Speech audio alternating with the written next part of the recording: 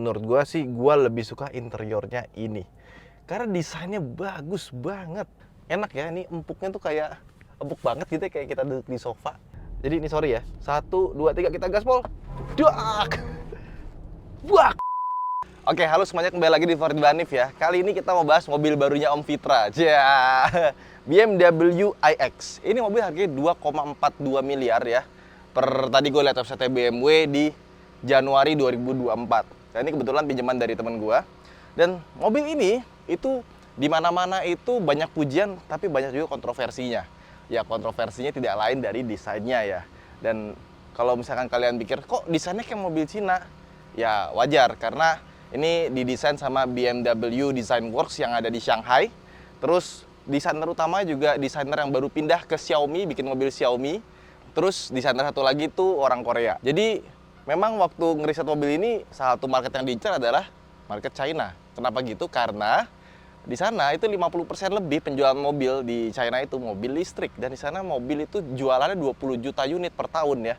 Indonesia 1 juta unit per tahun aja udah susah gitu kan. Nah, BMW pengen ngincer pasar market China. Tapi di luar dari desain yang kontroversial ya, ini mobil pas dibawa enak banget dan bagus banget, makanya dapat banyak pujian.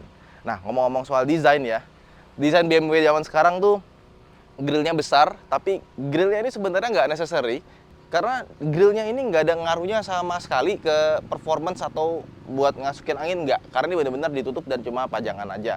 Dan dalamnya itu dibikin warnanya tuh kayak emas tapi agak pudar. Sama di bawahnya sini itu ada fan buat ngambil udara masuk ke dalam. Jadi kalau misalkan dia lagi dicas kecepatan tinggi, itu baru dia kebuka. Sama lagi di jalan dia butuh angin, dia akan kebuka. Tapi kalau lagi berhenti, dia akan ketutup seperti ini. Terus ini logo BMW-nya ada biru-birunya. Kalau dibuka, ini buat ngisi air.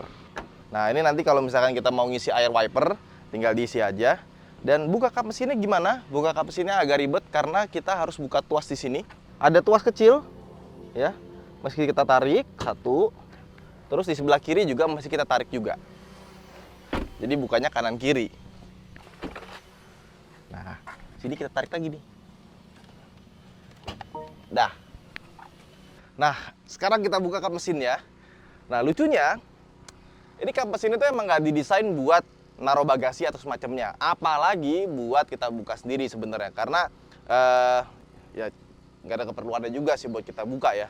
Jadi memang si BMW ini kalau tipe iX itu dia pakai platform baru yang belum pernah dipakai di BMW sebelumnya. Jadi ini benar-benar brand new, benar-benar khusus buat elektrik.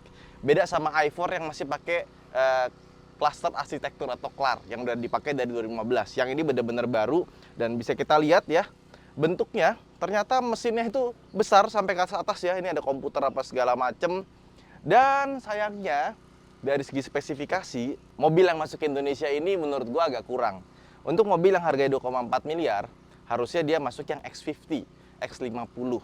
Yang ini yang masuk X40, di mana secara spesifikasi ini masih di bawahnya BMW i4. Dari baterainya dia cuma 71 kW yang bisa digunain, sedangkan i4 itu 84 kW baterainya. Beda ya.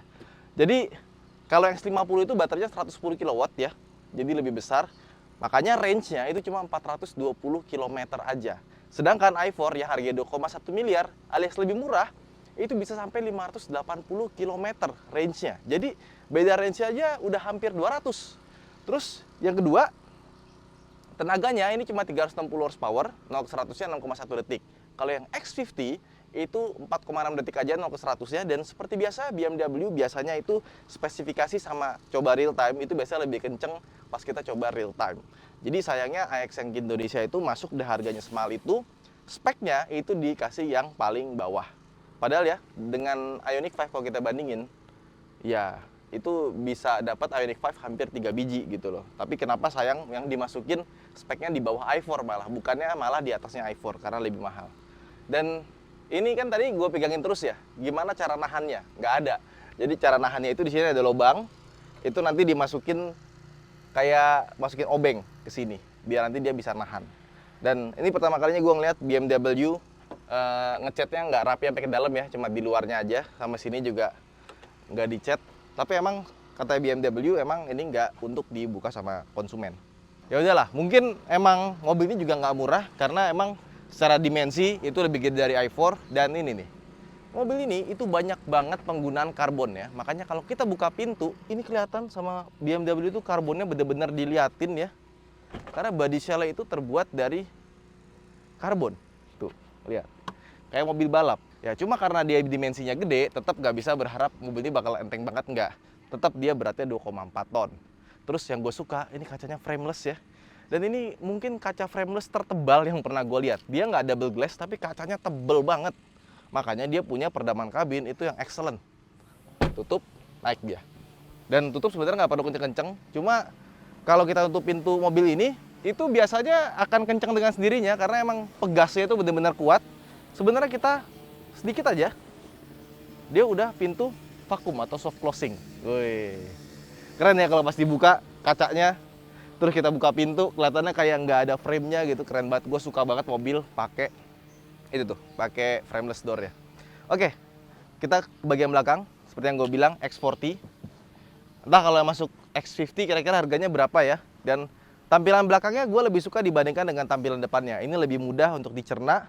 Nah, bagian sininya nih, dia nggak ada knalpot-knalpot palsu ya. Jadi emang dibikin seperti itu aja, mata kucing ada di bawah. Lampunya utamanya dari sini. Tapi kalau misalnya kita buka pintu, kan lampunya nggak ada tuh, ikut naik. Nah, gue pikir dia bakal pindah ke bawah, tapi ternyata ada di sini.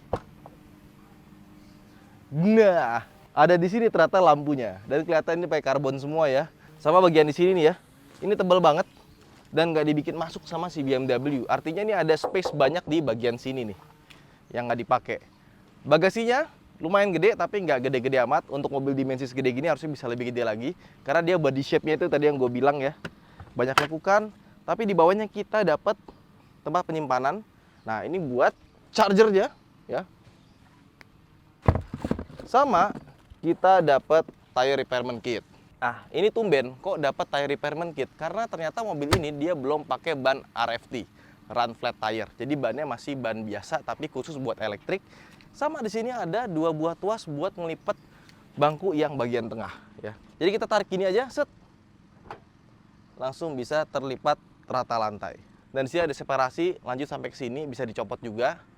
Kita tutup aja sekarang. Peleknya nih.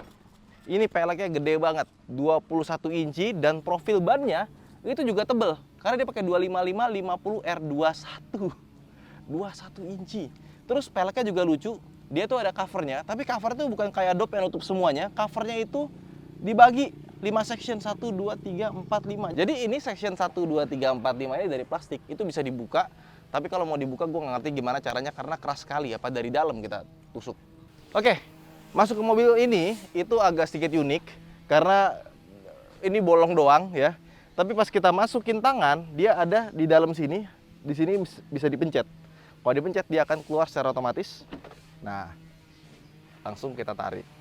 Dan untuk mobil BMW dengan harga 2,4 miliar, sayang sekali dia kuncinya belum pakai yang display key. Jadi kuncinya sederhana, cuma bisa ngunci, ngebuka.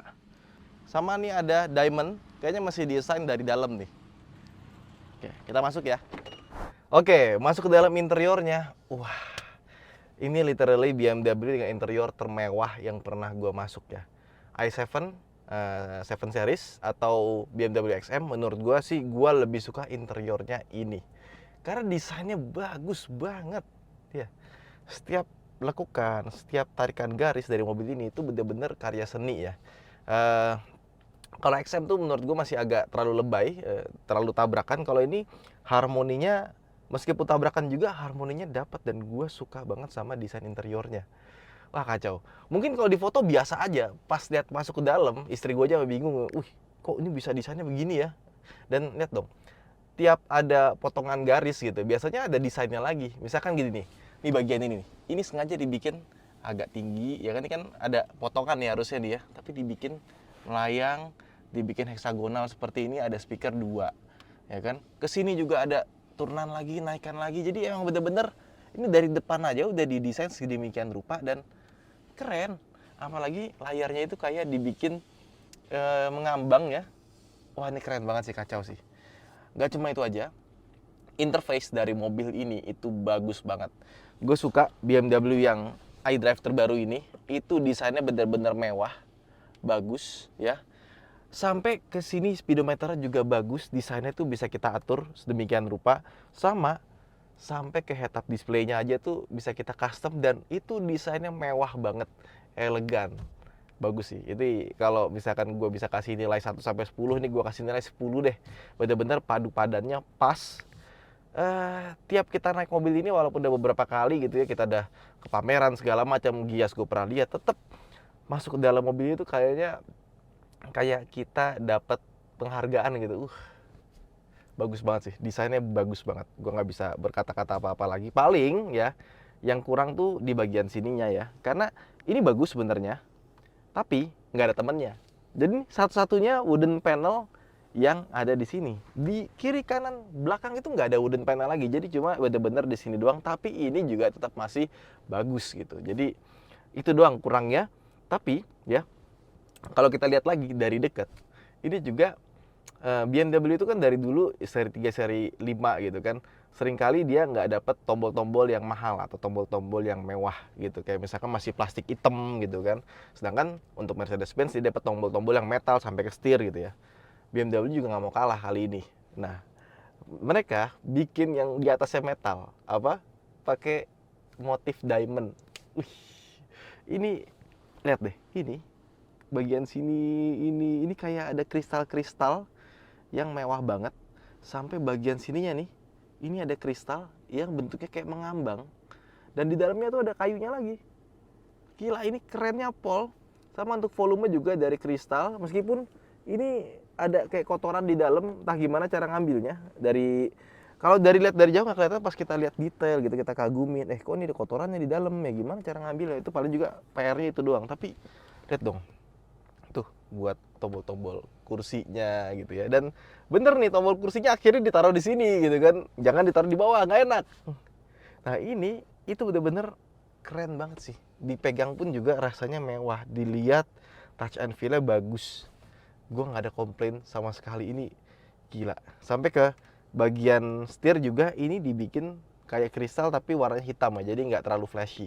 Kalau dibikin kristal juga mungkin kelihatannya jadi agak norak, tapi ini jadinya padu padannya semuanya pas. Dan ini ya, kayunya ini nyala nih bagian sininya.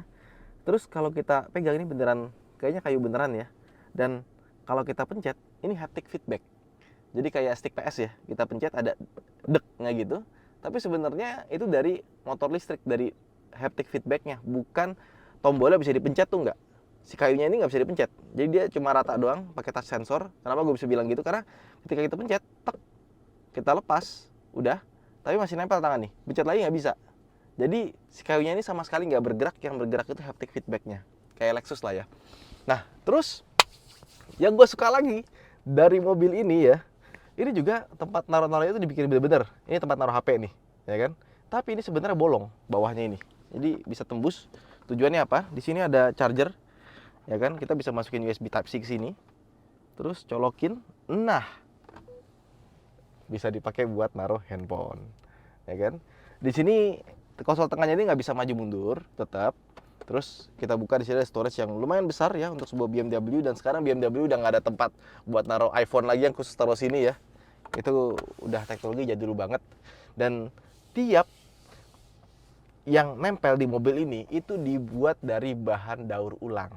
Ya, jadi plastik-plastiknya ini dari sampah laut, plastik yang didaur ulang. Terus kulit-kulitnya ini, biasanya mobil BMW udah 2 miliar ke atas ya, kecuali yang sport itu dibikinnya dari Nappa leather. Kalau ini dibikin dari daun pohon maple katanya. Dan jadi kulit seperti ini. Dan setiap apa yang kita sentuh kecuali bagian sini itu semuanya dilapis kulit dan rasanya mewah. Ini kulitnya rasanya kayak like no other ya. Dia kasarnya masih ada, tapi rasanya mahal gitu. Biasanya kan kulit kasar tuh nggak kerasa mahal. Ini masih rasanya mahal. Bagus. Paling yang gua nggak suka dari soal desain itu desain setirnya, tapi bisa dimaklumi. Kenapa? Karena desain setirnya itu, mobil listrik tuh biasanya cuma two spoke seperti ini ya. Nah cuman bagian atasnya ini kayak dibikin sedikit jenong ya. Jadi bawahnya kecil, atasnya jenong. Tujuannya biar kita bisa ngelihat speedometer itu dengan pas gitu. Karena kalau nggak dibikin jenong gini, kayak misalkan kita masukin, Oke, baru enteng ya. Kalau kita putar seperti ini, nah speedometernya bakal ketutup separuh. Kayak Hyundai Ioniq 5 kan? Itu kan dia speedometer persis kayak gini ya. Nah, ketika dia pakai setir yang biasa, bagian sebelah kanan kirinya itu agak ketutup, makanya dia nggak pakai layar full. Kalau ini, dia bisa kepakai layar full tanpa harus ketutupan sama setir, jadi masih dimaklumi. Sisanya, secara features, ini juga featuresnya bagus, tapi ada yang repot kalau menurut gua. Kalau orang pertama kali naik mobil ini, itu mesti diajarin gimana cara buka pintunya. Karena buka pintunya ada tombol di sini, dipencet, baru dia bisa kebuka. Oke, terus kalau dalam keadaan darurat, ya kan, misalkan tabrakan atau semacamnya, kelistrikannya mati semua, di sini ada tuas yang bisa dipencet, tarik ya, dah, langsung bisa keluar.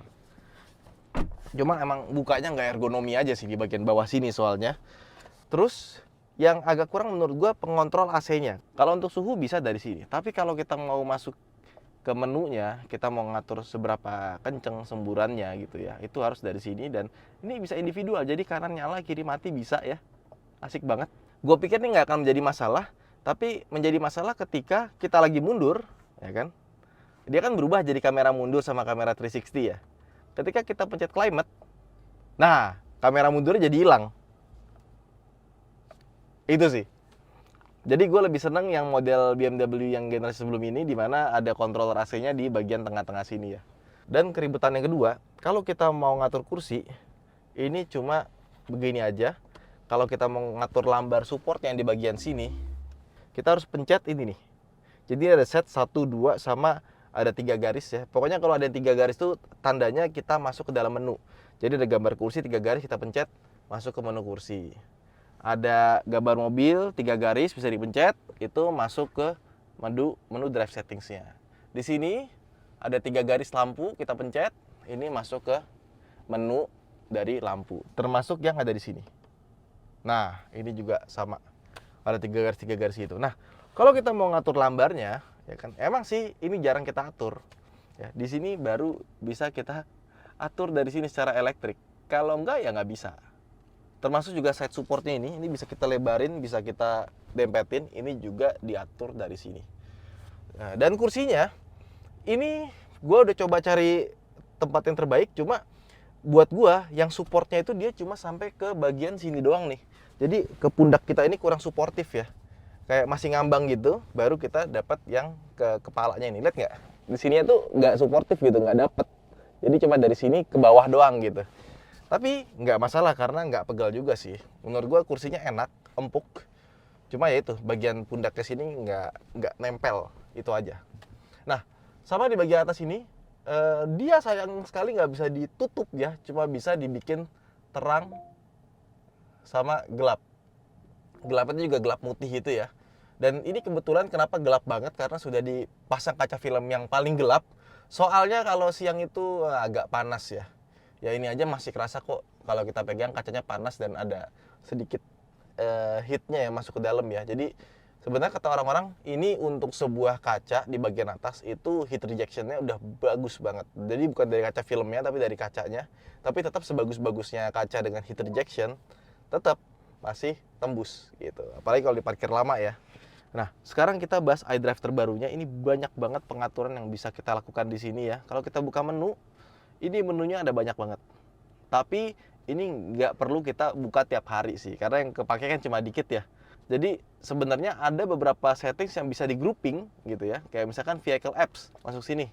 Nah, ini khusus buat exterior lighting, parking, driving settings, dan kawan-kawan. Dan ada infotainment apps, jadi grouping lagi sama dia. Tapi kalau dibuka all apps gini, kayaknya rame banget kesana ya.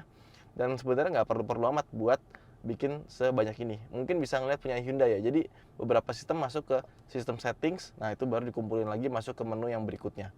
Dan karena interface-nya udah dibikin segimana mungkin buat pakai touchscreen, ini dialnya hampir nggak kepake. Jadi lebih enak kita pencet touchscreen dibanding kita puter-puter di sini ya. Ya, ini cuma masalah habit, cuma karena kita udah biasa touchscreen, lama-lama kayaknya nggak kepake deh. Gue hampir pakai mobil itu nggak pernah pakai bundaran-bundaran ini, cuma pakai navtel medianya aja. Itu doang sih. Nah, sekarang kita ke belakang yuk. Nah, sekarang kita di bangku baris kedua ya. Nah, BMW iX ini kalau menurut gue itu mobil yang benar-benar driver oriented. Karena bangku baris keduanya ini sebenarnya nyaman, bagus, dan enak ya. Ini empuknya tuh kayak empuk banget gitu ya, kayak kita duduk di sofa, kayak bukan di mobil. Cuman sandarannya terlalu tegak kalau buat gua ya. Kalau bisa direbahin sedikit, ini pasti lebih enak lagi ya, bisa buat tidur. Sama di sini kita dapat ambient slide juga sama kayak bagian depan. Jadi dia tuh ditaruh di bagian kaca dan ada sedikit pantulannya gitu ya, keren ya. Dan kalau kita lihat dari luar, itu juga kelihatan banget ambient light-nya ada di samping ini. Itu kayak dari mobil masa depan sih, keren banget sih. Dan ini kita bisa ganti dari menu atau kita pakai Hi BMW, change ambient light into yellow. Great, I will set the light color citron. Tuh, jadi kuning. Bisa kita atur seperti itu. Terus di sini kita dapat headroom yang luas banget, legroomnya luas banget, nggak perlu diragukan lagi. Di sini ada USB Type C buat ngecas, sama di sini ada lubang, kita bisa naruh iPad atau phone holder di bagian belakang sini. Cuma itu harganya agak mahal, kita mesti beli lagi. Sini tempat naruh barang, dan AC itu bisa kita atur secara individual, jadi dia quad zone. Tapi untuk fan-nya dia jadi satu.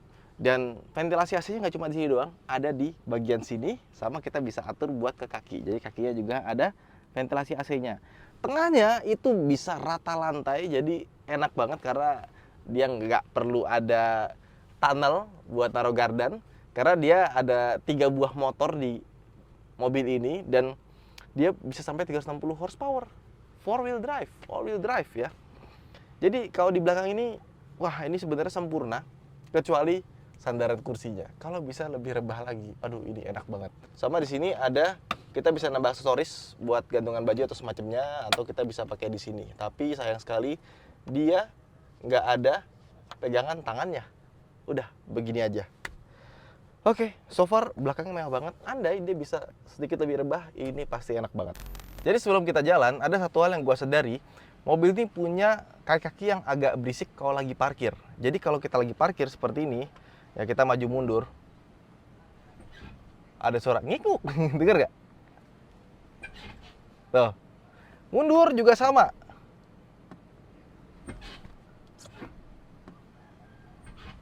Kayak remnya atau kaki-kakinya udah berdecit gitu ya. Dan kalau kita belokin setir juga ada krek. Kedengeran nggak? Krek, kenceng suara kalau dari luar. Tapi kalau kita tutup pintu ya, karena peredamannya bagus sekali ya. Ini peredaman kabinnya kelas 7 series lah. Nah, suaranya nggak terlalu berasa, ada nguk-nguk gitu dikit doang. Ya. Nah, suara krek-kreknya nggak terlalu berasa ya. Gue pas anak kantor masukin mobil, kok bunyinya kenceng banget tuh. Itu doang sih. Tapi bukan suara karena bushingnya udah habis atau enggak. Kalau udah dibawa jalan gitu nggak ada bunyi aneh-aneh. Udah gitu doang. Dan yang kedua, ini mobil ini yang masuk ke Indonesia X40, di mana dia nggak punya all wheel steering. Jadi kalau yang X50 itu kita belok seperti ini, ban belakangnya juga ikut belok biar lebih patah pas belok. Nah, di X40 itu nggak ada. Alhasil, karena memang mobil ini secara desain itu awalnya dibikin buat all wheel steering, ya radius putarnya jadi agak kurang buat sebuah BMW. Karena BMW itu kan biasanya BMW, Mercedes-Benz itu kalau belok itu kan bisa patah banget ya, enak ya. Dia punya mesin itu longitudinal, jadi bagian buat belok kiri kanannya itu jadi lebih banyak gitu dibandingkan dengan transversal. Dan yes, muter balik pakai mobil ini jadi agak susah, dan parkir pun juga agak susah. Seandainya yang masuk itu X50 dengan all wheel steering, wah, it should be perfect. Ini mobil ya, handlingnya tuh luar biasa ya. Ini bisa dibilang SUV yang handlingnya paling bagus yang pernah gue coba untuk yang full size yang besar seperti ini ya. Even dibandingkan dengan XM, ini luar biasa loh. Gue lebih seneng ini ya. Tapi emang the beauty of mobil listrik, dia punya beban itu di bawah, baterainya di bawah. Jadi center of gravity-nya di bawah, otomatis dia itu body roll-nya tanpa harus pakai suspensi setup yang keras, itu udah enak. Dipadu dengan tuningan khas BMW. Wah, gila. Ini handlingnya asik banget, kita set. itu nggak kayak bawa mobil gede gitu, kayak bawa mobil kecil. Ini mungkin best handling SUV yang pernah gue coba ya, di luar dari yang kelasnya supercar kayak Lamborghini atau Ferrari. Apalagi Ferrari Pulsangue itu kan dia SUV tapi sebenarnya basicnya itu kayak sedan, tetap dia rendah ya. Ini luar biasa handlingnya. Wah, ini kacau. BMW kalau bikin platform, bikin setup kaki top. Nah, jadi kalau dikasih nilai handling itu untuk sebuah SUV 10 lah kali ya, the best. Terus steering feel-nya juga bagus, body roll-nya juga minim. Ditambah lagi respons dari pedalnya tuh juga dibikin agak sedikit raw gitu. Jadi kalau mobil atau kalau motor listrik gitu kan, kalau dia punya pedal yang nggak bagus gitu, itu kalau kita gas tuh dia bisa langsung mencolot, teng gitu loh. Kalau kita naik motor listrik yang murah gitu ya. Nah, jadi terasa mahal kayak kita bikin waktu itu Astro Bike buat Brompton. Gimana caranya di gas bisa halus, bisa enak gitu kan. Nah itu kontrolernya mahal tuh. Makanya mobil listrik tuh nggak bisa disamain sama kayak motor-motor listrik yang kayak gitu ya. Nah tapi di mobil ini, ketika kita gaspol, itu bener-bener nggak dialusin lagi sama dia. Jadi pas kita gaspol itu kayak ada jedak gitu loh. Kayak kita ngegas, terus lepas kopling, dar gitu loh. Ada di mobil ini, dan itu nggak gue temuin di mobil listrik lainnya gitu. Jadi ini sorry ya, 1, 2, 3 kita gaspol, dak, buak begitu bener-bener. Itu motor listrik kayak dikasih listrik yang gede, dikagetin, dar, bisa kayak gitu bu. Tesla aja masih dihalusin, teng gitu loh. Ini bener-bener bak gitu, kayak kita digas ngelepas kopling, dar gitu. Gila kenceng banget. Dan dia juga punya drive mode juga, ada personal, sport, efisien, ekspresif, dan relax ya. Kita masuk ke sport deh. Nah, speedometer berubah. Ini jadi lebih kasar lagi. Kita gas. Wah. Dor. Wah. Gila sih. Larinya gila. Walaupun 0 ke 100-nya 6,1 detik, Om Mobi ngetes 5,8 dapatnya ya. Tapi rasanya ketika kita gaspol itu lebih dari itu, kayak bak. Sensasinya tuh luar biasa gitu. Tapi kalau kalian gak terbiasa, hati-hati ya. Terutama kalau lagi jalan licin, tetap nyalain stability control dan kawan-kawannya jangan sampai dimatiin. Karena ini pasti bisa melintir tuh. Gila.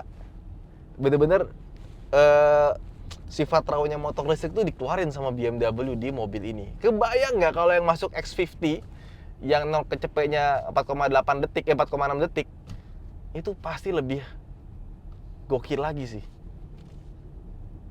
Kita gaspol ya, kita usul.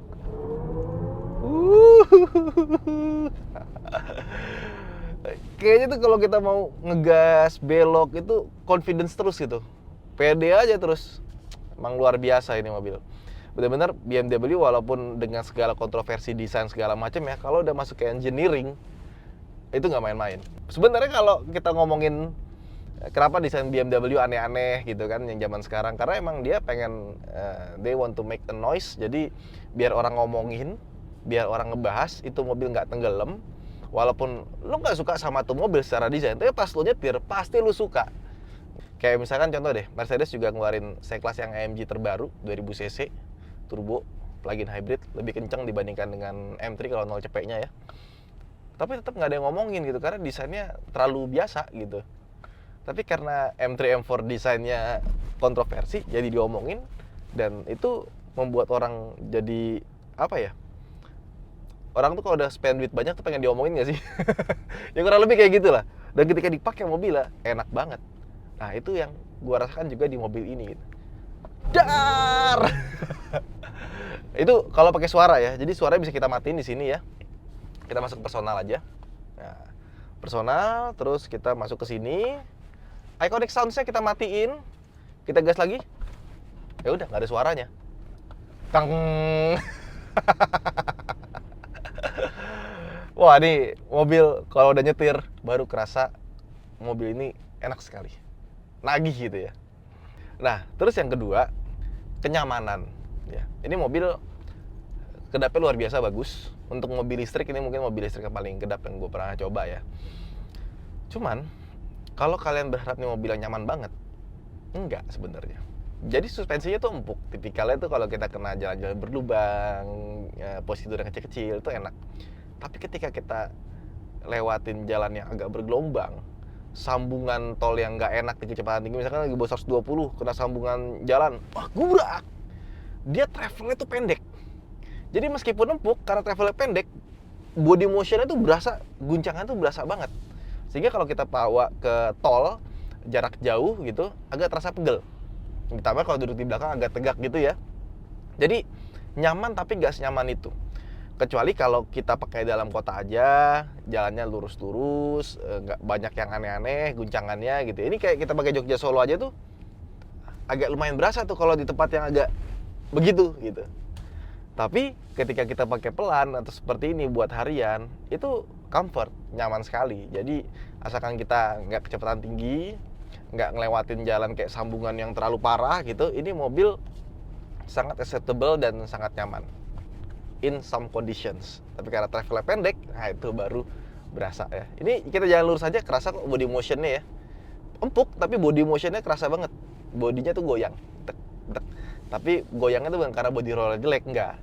Ini body rollnya enak banget buat sebuah SUV segede gini gitu loh. X5 itu langsung nggak ada apa-apanya kalau kita bandingin handlingnya sama mobil ini. Dan memang mobil ini kelasnya seperti X5 karena secara dimensi itu mirip, cuman dia listrik. Dan bener-bener nggak ada yang versi bensinnya, bener-bener khusus buat mobil listrik. Wow. Jadi kalau udah pakai mobil ini lupa sama tampangnya.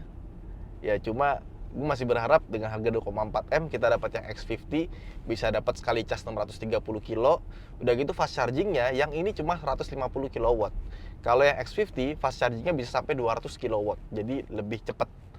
Terus dia juga sudah punya driving assistance yang lengkap, dia bisa nyetir sendiri di tol, autonomous level 2, sama seperti mobil-mobil zaman sekarang gitu. Jadi benar-benar pas kita pakai itu nyantai. Dan ini mobil dari range-nya itu dia ada perkiraan. Mobil ini kan 69% baterainya. Dia tuh ada 3 range estimation gitu. Minimal itu 135 km dari 69%, maksimal di 300 km. Sama kalau dengan driving behavior kita, itu dia ada di 265 km. Jadi menurut gua ini data yang bagus ya. Cuma mungkin untuk orang yang pertama kali naik mobil listrik agak menakutkan. Wih, kok 135 gitu kan?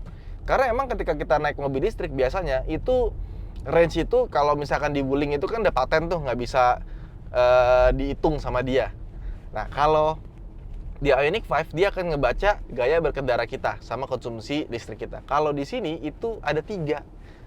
Jadi kita bisa estimasi di kira-kira dengan gaya berkendara kita sampai berapa. Kalau diirit-iritin bisa sampai berapa kilo. Kalau kita ngebut-ngebutan bisa berapa kilo sisanya. Nah itu menurut gue data yang paling bagus yang disuguhkan di mobil listrik, dan harusnya semua mobil listrik kayak gitu. Nah terus mobil ini dia punya kursi ada perforatednya, ada bolong-bolongnya. Gua kira dia sudah ada heated seat sama cooler seatnya, tapi ternyata nggak ada. Ini kita cari di sini nggak ada. Terus pas kita ngomong pakai Hi BMW, dia ngomongnya mobil ini belum dilengkapi dengan perlengkapan tersebut gitu. Hi BMW, activate seat warmer. Unfortunately, this vehicle is not equipped with seat heating. It's not equipped with seat heating. Ya udah, jadi nggak bisa diangetin, nggak bisa didinginin kursinya. Jadi kesimpulannya kalau kita lihat mobil dari luarnya aja gitu ya, nggak nyoba nyetirnya, ya mungkin orang akan berpendapat biasa aja. Tapi ketika udah nyetir, wah ini baru terasa bahwa mungkin ini adalah mobil listrik dengan harga 2 miliar yang terbaik. Ya, tapi nggak tahu kalau kita udah nyobain i4 ya. Karena i4 dengan harga yang lebih murah, range lebih panjang, baterai lebih besar, ya itu harus kita coba sih. Kayaknya menarik sih. Lebih kenceng lagi kan. Oke, ini mobil benar-benar terasa spesial, dan sayangnya yang masuk bukan X50. Kalau yang masuk yang X50 dengan range 230, 0-100 lebih kenceng, terus fast chargingnya lebih bagus, dan belakangnya juga bisa ikut belok, itu hal-hal minus yang tadi gue sebutin itu langsung ke cover semua dengan masukin X50. Cuma X40 aja harganya udah 2,4 M, X50 harganya berapa? Nah, coba komen. Kira-kira masuk berapa tuh yang S50 ya? Yaudah, itu aja mungkin vlog kita hari ini. Terima kasih telah menonton. Jangan lupa untuk like dan subscribe. Saya Ridwan Hanif. Sampai jumpa di vlog berikutnya. Bye-bye.